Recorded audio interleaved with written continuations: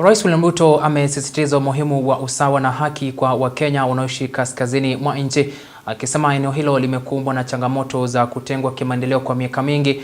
Akiongoza rasmi maadhimisho ya sherehe za madaraka mwaka huu katika kaunti ya Wajir, Rais Ruto amesema serikali yake itaendelea kuwekeza katika miradi mbalimbali ya maendeleo kaskazini mashariki ili kuhakikisha Wakenya wa maeneo hayo wananufaika kama Wakenya wengine. Mwanahabari wetu Mary Kyalo anatuarifu.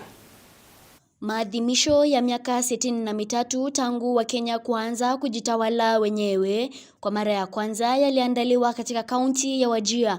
Hafla hiyo ikiwavutia Wakenya wengi haswa kutoka eneo la kaskazini mashariki mwa Kenya, eneo ambalo limeonekana kutengwa na kubaguliwa kwa miaka mingi. Ila sasa Rais William Ruto aliyeongoza maadhimisho hayo amesema hilo halitaendelea tena katika utawala wake. This region was left behind through neglect, marginalization, discrimination, and policy failures. We are dismantling that legacy of exclusion. One road, one health facility, one school, one project, and one opportunity at a time.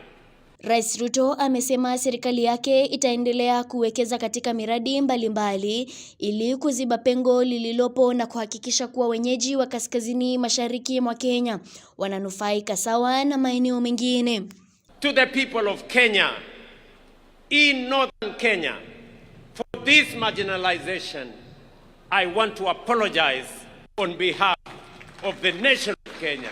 Miongoni mwa miradi ambayo rais anapania kufanikisha ni ujenzi wa chuo kikuu cha kwanza katika kaunti ya Wajir kama njia moja ya kuimarisha elimu na kuhakikisha kuwa elimu ya wakazi wa Wajir inaafikiana na malengo ya elimu ya kitaifa.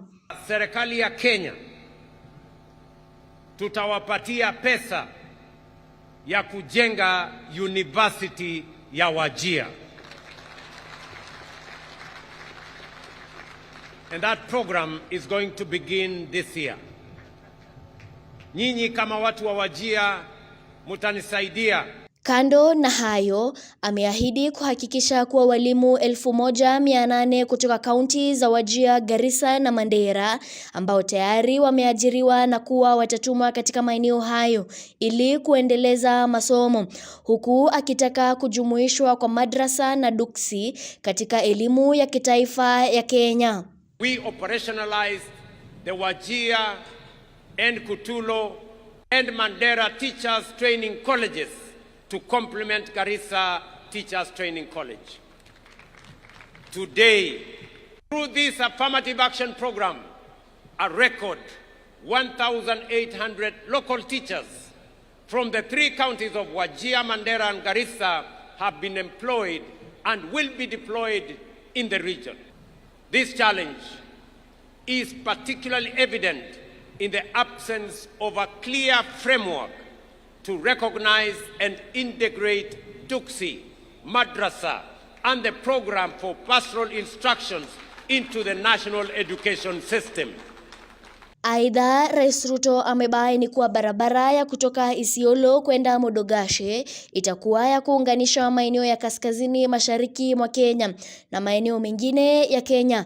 Pia akitaka uwanja wa Wajir kubadilishwa jina na kuitwa Hamed Khalif Wajir Stadium kwa heshima za aliyekuwa waziri. With a 750-kilometer northern Kenya gateway corridor linking Isiolo, Wajir and Mandera, we are undertaking the most significant and consequential road investment in this region since independence and connecting communities that were once isolated. Mary Kyalo, Undugu TV.